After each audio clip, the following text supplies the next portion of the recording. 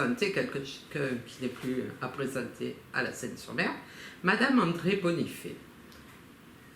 Alors André, avec toutes ces passions que tu nous as démontrées au cours de toutes ces années, peux-tu un peu te décrire? Alors, comment me décrire? D'abord, pourquoi cette vidéo? Oui. Alors, cette vidéo est parce que on entend de tout sur les uns les autres, on entend de tout sur moi, et que du coup, ça permettra aux gens qui ne me connaissaient pas et qui ont envie de me connaître, de me découvrir. À ceux qui me connaissaient, ben, ils pourront vérifier si ce que je vais te dire là est tronqué de vérité ou pas. Et à ceux qui, alors je ne vais pas dire qu'ils me détestent, mais il y en a quand même, hein. Et à ceux qui voudraient faire courir de fausses informations, et va savoir, Dieu sait s'il y en a, ben, du coup ça permettra de rétablir quelques vérités aussi. Alors, nous sommes le 20 juin 2023. Voilà, 2023. à la Seine. Et j'ai toujours 35 ans. Et oui. Voilà, donc Bon, me présenter, qu'est-ce que tu veux que je te dise? Alors, tu es de quelle année? Tu es né à quel endroit? J'ai 35 ans, mais je suis de 1959. De quel endroit? Ben écoute, je me dis seinoise, mais je ne suis pas née à la Seine, hein, je suis née à Toulon. J'y suis restée quelques jours, à la clinique Saint-Roch, très exactement. Moi en face. Mais depuis mes 8 jours, je pense... Quel était le docteur? Alors ça a failli être le docteur Vittel. Ah, moi c'était le docteur Sauvé. Oui. Moi ça a failli être le docteur Vittel qui n'était pas là, et du coup j'aurais dû naître le 4 août. Et il m'a été raconté, hein, je ne peux pas en témoigner directement quand même, que ma mère a eu une piqûre pour attendre le lendemain qu'il y ait un docteur qui veuille bien me faire voir le jour. Donc du coup c'est pour ça que je suis née le 5 août. Donc j'aurais pu naître le jour de la reine d'Angleterre, le jour de l'abolition de l'esclavage. Non, je suis née le jour de la naissance de Marilyn Monroe, de l'abbé Pierre et ah, je ne me rappelle plus le nom, alors ça c'est... Un mélange qui te va. C'est ça, c'était un écrivain, oui. Il était fou et ça me reviendra, voilà. Oui, un mélange qui me va pas trop mal. Oui, effectivement. Donc oui, je suis seinoise, j'ai toujours vécu à la Seine, je me suis mariée à la Seine, j'ai fait ma fille à la Seine, j'ai fait ma carrière d'employée municipale à la Seine. Mais bon, est-ce qu'on peut dire que je suis de la Seine, même si je suis restée 8 jours à Toulon? Tu as commencé avec plusieurs emplois quand tu étais toute jeune. Alors j'ai commencé avec plusieurs emplois parce que je ne suis pas allée à l'école longtemps. Mon parcours scolaire a été bref. Je me suis un peu... j'ai fait de l'auto-instruction. Et avec des aides qui ont été des piliers. À chaque fois, j'ai eu beaucoup de chance dans ma vie. Hein. J'ai pas eu une vie facile au sens propre du terme. J'ai eu une vie qui a été un peu compliquée dès la naissance, hein, puisque ma naissance déjà s'est passée de façon assez extraordinaire. Hein. C'est une longue histoire et l'école ne m'a jamais plu. Donc j'avais décidé que pour mes 15 ans, au moment du brevet, donc j'avais décidé que l'école ne m'intéressait pas. Mon père avait fait un grand feu dans le jardin, ma mère venait de partir de la maison. J'avais fait un grand feu dans le jardin, j'ai brûlé toutes mes affaires scolaires et mon père est arrivé en me disant « Tu commences à quelle heure demain ?» Et je lui ai répondu « Je ne peux plus commencer, j'ai plus d'affaires. » Et donc il m'a répondu très simplement « Alors tu iras travailler. » Là-dessus, ma tante est arrivée, m'a proposé, elle était cuisinière en colonie de vacances pour les colonies de la Loire, et m'a proposé d'aller travailler en colonie de vacances avec elle, donc juillet-août. Et donc, mes 16 ans sont arrivés le 5 août, donc j'ai commencé à travailler à 15 ans et 11 mois, c'est exactement, sans avoir de diplôme. Les diplômes, de toute façon, ne m'intéressaient pas. J'ai toujours en tête, j'ai gardé cette ligne de pensée, qui est peut-être une erreur, après je ne dis pas que j'ai raison non plus, hein, mais j'ai gardé cette ligne de pensée, puis à l'époque n'était pas celle qu'on a aujourd'hui. Hein, c'est évident, c'est évident. J'ai toujours pensé que le travail était plus important et que je pouvais apprendre en parallèle. Et je n'ai cessé tout au long de ma carrière, puisque tu as parlé d'emploi, donc j'ai commencé effectivement par les colonies de vacances. J'ai fait une année, les vendanges, c'était pas glorieux. J'ai travaillé un peu dans un hôtel-restaurant qui est parti à la Croix-Valmer et je n'ai pas suivi. Mon rêve aurait été d'ailleurs de travailler dans la restauration. J'ai continué à me former et à regarder les grands chefs, à les côtoyer après de par les associations. Mais c'est quelque chose qui m'aurait énormément plu, plus que de rentrer à la mairie de la Seine. Oui. Néanmoins, je me suis donné une ligne de conduite là aussi. Je savais en entrant à la mairie de la Seine, alors je suis rentrée à la mairie le 3 octobre 1978, à la trésorerie municipale, donc avec des gens qui ont fait l'école du trésor, c'est-à-dire que j'ai eu une éducation du travail très rigide, avec celles que je nomme, les deux personnes que je nomme mes deux mamans, je les embrasse, Marie-Claire et Annie, qui ont été mes deux mamans et qui m'ont mise sur le droit chemin. Et heureusement, je dirais, parce que c'était encore une époque où les gens avaient conscience qu'il fallait donner des règles, des bases à quelqu'un, et elles se sont occupées de moi comme si c'était mes mères. Et pour moi, elles restent mes mères, mes mamans, ce sont mes mamans. Donc j'ai commencé à la trésorerie, et je me suis dit, bon, tu rentres à la mairie de la Seine, c'est bien, tu prends des échelons. Je me suis fixé le jour où je suis rentrée à la mairie de ne jamais demander de promotion. Parce que je savais que le caractère que j'avais à l'époque, il aurait pu changer, ceci dit, entre-temps, mais bon, après tout, j'y suis restée 43 ans, s'il avait dû changer, il aurait changé. Oui. Je me suis dit, si un jour tu as quelque chose à dire, et tu auras toujours quelque chose à dire, tu seras tenu par une promotion, on te demandera de faire des heures supplémentaires, et je ne vais pas dire que je vivais au jour le jour, parce que j'ai toujours été quelqu'un dans l'anticipation et qui a toujours pensé à l'avenir, matériellement parlant, c'est-à-dire non pas un surplus comme beaucoup ont accumulé, non pas un carriériste, ce n'était pas du tout mon profil, mais avec les précautions. D'ailleurs, une de mes deux mamans m'avait fait faire un placement, parce qu'à la trésorerie on marchait comme ça, donc c'était, je crois que c'était 50 francs par mois à l'époque. Et elle me disait, tous les mois tu mets 50 francs et puis tu verras. Et elle avait raison, hein. Puisque après il y a eu d'autres aléas dans la vie qui ont fait que je me suis retrouvée à mi-temps avec des problèmes de santé, bon passons. Donc j'ai passé 43 ans sans promotion, mais en prenant des formations. Des formations en droit, parce que pour moi le droit est important, comme la philo, comme tout ce qu'on a perdu aujourd'hui, et j'ai toujours pensé que si un jour il fallait se défendre, il fallait se connaître pour se défendre. Ce que je trouve encore très important, et peut-être encore plus de nos jours. Donc j'ai passé 43 ans à la mairie de la Seine, avec une coupure où je suis partie à la Lyonnaise des Eaux, quand la municipalité de Charles Scaglia a vendu le service des eaux. Où j'ai eu l'honneur de te connaître, où nous avons fait, absolument, voilà. nous nous sommes rencontrés à cette époque-là, donc je suis restée à la Lyonnaise des Eaux, j'ai quitté la mairie pendant 4 ans.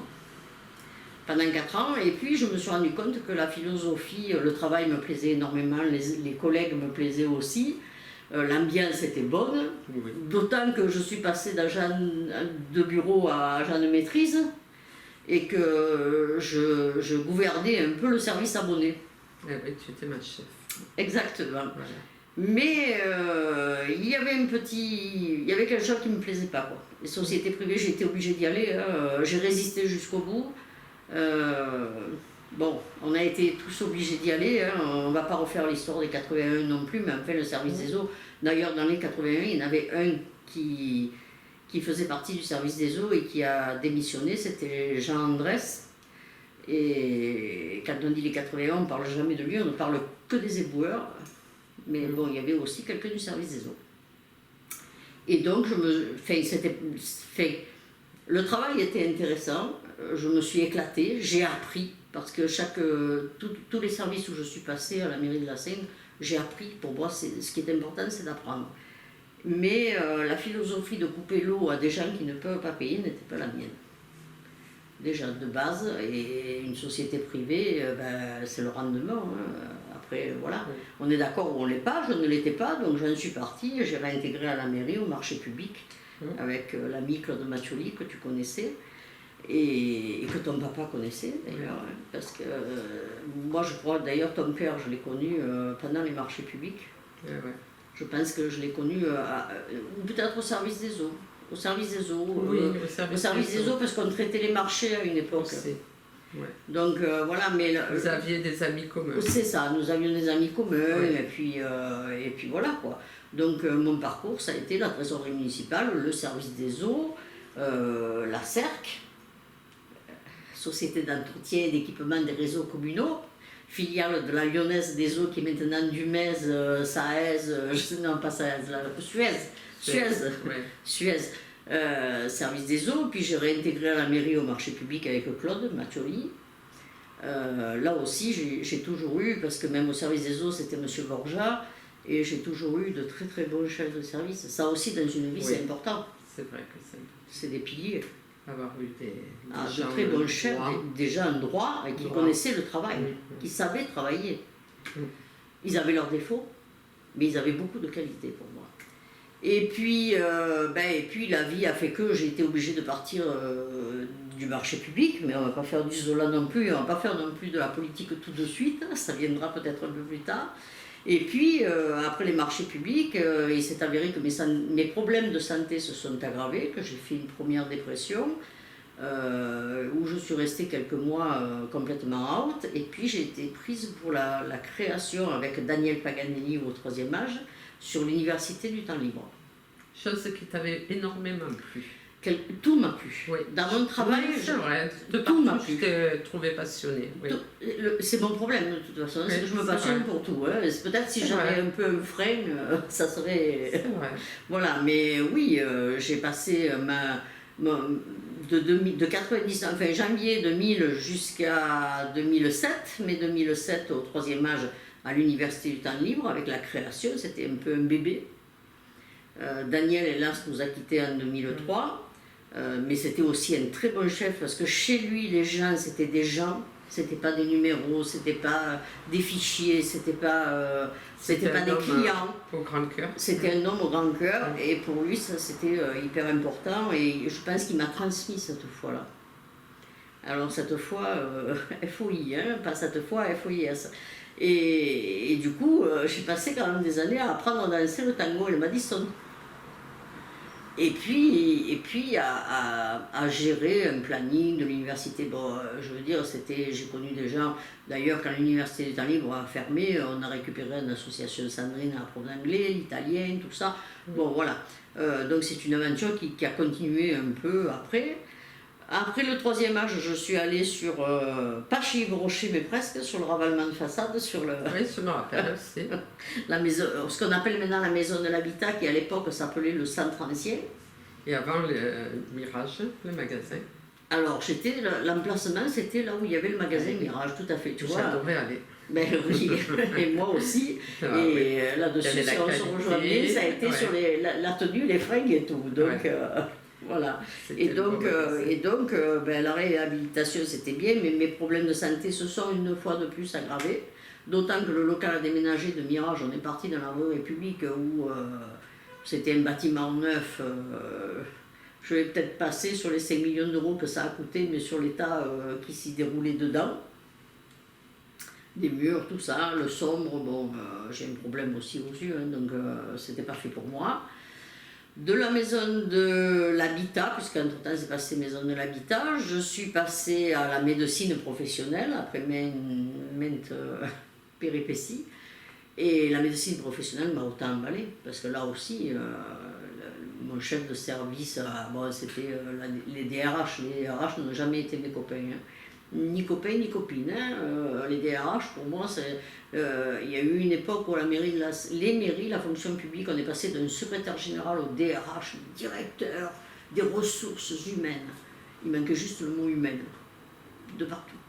Tout s'est dégradé d'ailleurs dans ces années-là, je le dis toujours. Et du coup, j'ai fini ma carrière à la médecine professionnelle, où j'ai été mise en retraite pour invalidité il n'y a pas si longtemps que ça, il y a 1 an et demi.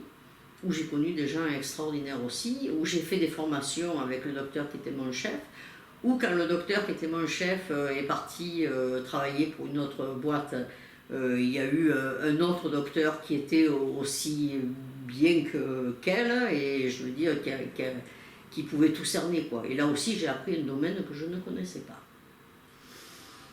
Et bien depuis je suis retraitée. Qu'est-ce qui fait que tu t'impliques dans tant d'associations? Ça m'est venu très jeune en fait. Je suis tombée dans la marmite, j'avais un peu plus de 15 ans. Ça a commencé par des actions toutes simples à la SPA. Et puis un peu plus tard, alors c'est bien parce qu'on entend le bruit des voitures et des motos, hein, j'aurais pu fermer la fenêtre mais il fait tellement chaud, c'est pas grave. Et puis un peu plus tard, ma première action de bénévolat a été quand il y a eu le disque qui est sorti pour l'Éthiopie. Donc ça devait être 77, 78, où j'ai vendu beaucoup de disques parce que je croyais dur comme fer que tout l'argent allait pour l'Éthiopie, et où je me suis rendu compte que non, ça drainait tout un système derrière, comme on peut en voir aujourd'hui, mais on en parlera plus tard, mais ça drainait tout un système derrière de fric, et c'est ce qui m'a motivée, je dirais, pour me lancer dans du bénévolat pur. C'est pour ça que je suis autant attachée au bénévolat, je pense. Et puis la vie a fait que,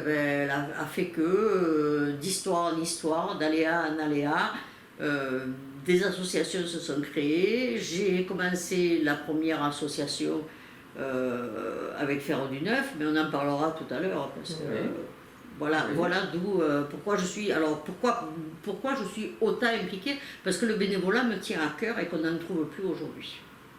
Enfin, nous, c'était Faire du Neuf pour la Seine au départ. Paul Abonnat a géré pour faire la campagne électorale de Maurice Paul. Et un jour, moi passant devant le local, c'est un grand monsieur qui était anciennement directeur des bâtiments communaux, Jean Martin, que je salue, qui m'a dit est-ce que tu veux pas alors il ne me l'a pas dit comme ça parce que Jean Martin a quand même la forme, et puis c'est toujours vous voyez. Est-ce que vous ne voulez pas venir nous donner un coup de main pour la campagne électorale? On va faire des expos, on va faire sur la Seine, tout ça. Et il savait que j'étais une passionnée de la Seine, hein, puisque j'ai toujours été une passionnée de la Seine. Et j'ai dit oui, et je me suis embarquée là, avec mes illusions. C'était, alors je ne vais pas dire que c'était mes premiers instants politiques, parce que j'avais quand même fait campagne électorale pour Maurice Blanc. Qui a été mes 18 ans, la première fois où j'ai voté, ça a été sous Maurice Blanc. Ah non, ça a été sous Giovannini peut-être. 78, c'était une passation de pouvoir, donc ma première élection était sous Maurice Blanc. Puisque Maurice Blanc, c'était pas une élection, mais Giovannini, c'était un peu avant quand même. C'était 76, je crois. Et je n'étais pas majeure, bon, ça c'est sûr. Donc j'ai fait cette campagne électorale, et puis au lendemain de cette élection, effectivement, donc là nous parlons bien de Faire du Neuf avec vous, hein, au lendemain de cette élection, on s'est retrouvés là, une cinquantaine de personnes, à dire qu'est-ce qu'on va faire aujourd'hui, on va s'ennuyer quoi. Alors on avait tracté, enfin je m'étais même fait recadrer à la mairie par mon employeur parce que je n'aurais pas dû faire de campagne électorale. Un fonctionnaire est tenu. Aujourd'hui, on le voit moins parce que tout le monde se mêle de tout le monde fait n'importe quoi. Mais voilà, Claude Mattioli, à l'époque, avait tout à fait raison. Et je n'aurais pas dû m'impliquer autant. Je l'ai fait de bon cœur. Mais je savais que ça ne me conviendrait pas. La politique n'était déjà plus ce qu'elle était 20 ans auparavant, hélas. Elle s'est dégradée au fil des années, mais la dégradation a commencé là pour moi. C'est les années 90-95, hein, la dégradation de la politique et de tous les restes. Et donc au lendemain de cette élection, nous nous sommes dit qu'est-ce qu'on va faire, on va s'ennuyer, nous n'avions pas envie de nous séparer. Et M. Dolcy, qui était le propriétaire de l'immeuble à l'époque et qui nous laissait le local gracieusement, nous dit pourquoi vous ne monteriez pas une association. Donc on lui a dit parce qu'on n'a pas de sous. Il faut payer le local, il nous a dit, mais je vous le laisse gracieusement. Je continue de vous le laisser. Et donc nous avons monté Faire du Neuf avec vous, qui est passé en préfecture le 2 juillet 95, officiellement. Donc cette association date du 2 juillet 95, où nous avions au départ quelques activités. Le salon du modélisme que Paul Abonnat a créé avec Alain Lopez, parce qu'il y en a qui se vantent aujourd'hui, mais c'est Alain Lopez qui a créé avec Paul Abonnat. Oui, dont la toute première édition a eu lieu dans la salle des fêtes de la mairie. La deuxième édition à la Bourse du Travail, et c'est là où nous avons acheté le bassin. Et Alain Lopez, je me rappellerai toute ma vie, il y a une dame qui était arrivée, pour l'anecdote, pendant le premier salon, le deuxième donc, salon du modélisme, et qui lui avait dit votre bassin, il a un pissou. C'était un bassin qui coûtait une fortune quand même. Donc le pauvre garçon, mais bon, c'est Paul Abona et Alain Lopez qui ont tout fait. Et puis, existait auparavant, depuis Toussaint Merle, un salon d'automne, un salon d'amateurs d'automne de peinture. Et Paul Abona a dit pourquoi on ne le reprendrait pas avec Louis Brémond. Et donc, avec Loulou, oui, tout à fait, avec Loulou. Et dans les membres fondateurs, d'ailleurs, il y avait Paul Abona, Louis Brémond, Pierre Mouler, Papazian, Oui. Pierre Papazian, moi-même, Jackie Maz. Et je vais sûrement en oublier, tant pis, les autres me pardonneront. Hein. Il y avait peut-être Loulou, mais j'en suis pas sûre, mais il me semble qu'il était dans les membres, mais il n'est pas resté très longtemps. Enfin, nous étions 11 membres au départ. D'ailleurs, les statuts ont été faits pour 11 membres au départ, et j'étais la seule femme. Et puis, moi, avec mes 25 ans, quoi, mes jupes courtes, tes jupes courtes et transparentes. Non, pas encore, je ne te connaissais pas. Donc, mes jupes courtes, mais c'était les mêmes tenues, je veux dire. Et c'est des tenues de classe, c'était quand même de jolies tenues. On savait s'habiller, on a toujours su s'habiller. On mettait le chapeau même. Et je le mets toujours. Bon, trêve de plaisanterie. Donc, Faire du Neuf est né comme ça. Oui. C'est-à-dire qu'aujourd'hui, enfin, à l'époque, elle est partie avec une cinquantaine de personnes, on est aujourd'hui à 130. Tu dois avoir peut-être la liste de l'époque. J'ai tout ce qu'il faut normalement. Ouais. J'ai tout puisque j'ai la liste des Bien sûr. dirigeants. Oui, ça C'est m'étonnerait. des papiers officiels. Et moi, je ne me rappelle plus, mais il y a longtemps aussi que j'avais adhéré. C'est Alors vrai. toi, tu as adhéré dès qu'on Ouais. s'est connus. Hein. Eh oui, ça doit dater de ça, de 91. Ben, moi, je pense que... Alors, l'association n'est pas de 91, elle est de 95. Donc, tu as 95, adhéré juste après. Hein. ouais. Juste après. Ouais, T'es parmi les débuts. Eh oui, je passais dans la rue. C'est-à-dire que tu as dû adhérer quand l'association a été créée. Donc, Ouais. tu es dans les... Ouais. Alors, pour l'anecdote, il y a Noël Guigou qui attendait d'être le 100e. Et puis, un jour, en 2003, j'ai pris la présidence. Et un jour, quand il est arrivé, je lui ai dit « Noël, tu es le 100e ». Et donc, il a adhéré ce jour-là. Mais toi, tu étais adhérente depuis presque le début de l'association. Hein, Oui, pratiquement. je sais que j'avais le carton, je ne sais plus où il est, mais en fait, tu dois retrouver. J'ai tout, normalement, j'ai tout. J'ai tous Oui. les listings. J'ai tous les listings et les papiers. C'est quand même des bons souvenirs où on passait dans la Seine, dans cette rue, on voyait des tableaux exposés, par exemple, de Loulou Brémond. On rentrait les regarder, et puis il y avait toutes ces personnes âgées alignées. Qui m'ont tout appris. Oui, qui étaient fort souriantes et agréables. Qui m'ont Et tout appris. il y avait la femme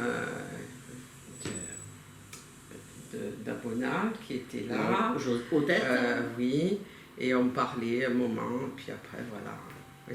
Ça relatait vraiment la vraie Seine, la Seine qu'on a connue, qu'on a évoluée. Absolument. Je suis d'accord avec toi. Ça n'a plus rien à voir avec ce que nous connaissons actuellement, Non. bien sûr. Plus personne ne se regarde, plus personne ne se parle. Ça reviendra. Souhaitons-le. Ça mais reviendra. Moi, j'en suis convaincue. Ouais. Peut-être pas dans la même forme. Après, comme tu le dis si bien, effectivement, on a basculé dans une société individualiste. Donc, les associations qui existent aujourd'hui, qui sont encore en 100% bénévolat, Voilà. telles que nous les avons, on Ils pourrait n'attendent peut-être les rien compter sur les doigts. Oui, Hein? c'est évident, ça, c'est vrai.